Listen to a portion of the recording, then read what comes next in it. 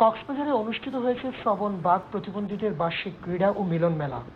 শনিবার বিকেলে শহরের শহীদ তিতুমীর ইনস্টিটিউটে অনুষ্ঠিত এই মিলন মেলায় তারা উৎসাহ ও উদ্দীপনার মধ্য দিয়ে অংশগ্রহণ করেন।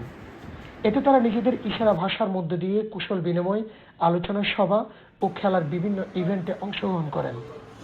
ইশারা ভাষা অনুবাদকের মধ্য দিয়ে সমাজকে তারা জানাতে চায় আর নয় অবমূল্যায়ন। হাসপাতাল সহ সরকারি দপ্তরগুলোতে অনুবাদক সহ তাদের লোক নিয়োগ করা হোক। করোনা নয়, আত্মনির্ভরশীলতার মধ্য দিয়ে দেশের কল্যাণে কাজ করতে চায়।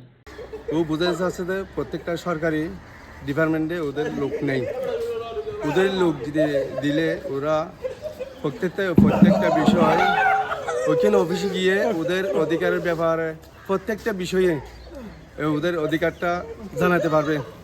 ওদের অধিকারটা হচ্ছে সরকারিভাবে যে অধিকারটা পাওয়ার কথা বা সামাজিকভাবে অধিকারটা পাওয়ার কথা ও পাচ্ছে না। ওই অধিকারটা বোঝানোর জন্য ওদের যে ভাষাটা আছে ওরা তো আমরাও বুঝি না এবং সাধারণ মানুষ বুঝে না। ওদের শিক্ষার মাধ্যমে যদি ওরা জিনিসটা শিখতে পারে বা শিখলে তো সব জায়গায় বুঝাইতে পারবে, বুঝতে পারবে। এই জিনিসটা ও বুঝাই চাইবে। কথা বলতে পারে না বলে তাদের কেউ বুঝতে চায় না। শিক্ষা, চিকিৎসা থেকে শুরু করে মৌলিক অধিকার থেকে রয়েছে তারা বঞ্চিত। প্রতিনিয়ত তাদের ঠকানো হচ্ছে ন্যায্য পাওনা থেকে। এই সমাজে সুষ্ঠু পরিবেশের মধ্যে দিয়ে বাঁচতে চায় বলে জানান জেলা বাক ও শ্রবণ প্রতিবন্ধী উন্নয়ন সংস্থার সভাপতি মিজানুর রহমান। ওর অধিকার নিয়ে, বিশেষ করে অধিকার নিয়ে কথা বলছে যে শিক্ষা, চিকিৎসা এগুলা নিয়ে বিশেষ করে কথা। কারণ এখানে যে কোনো একটা অফিসে গেলে ওরা কথা বলতে পারে না।